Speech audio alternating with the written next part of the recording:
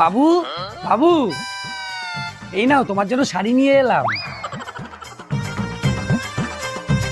বাহ, খুব সুন্দর তো।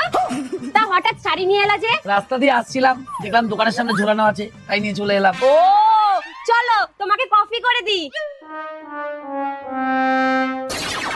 দেখাচ্ছি।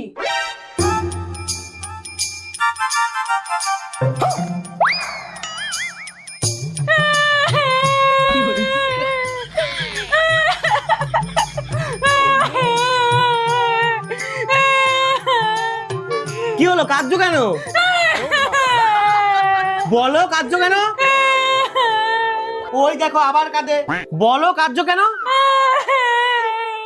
আমার কাছে একটাও ভালো শাড়ি নেই। তাহলে আলমারিতে ওইগুলো কি? ওইগুলো তো সব পুরনো হয়ে গেছে।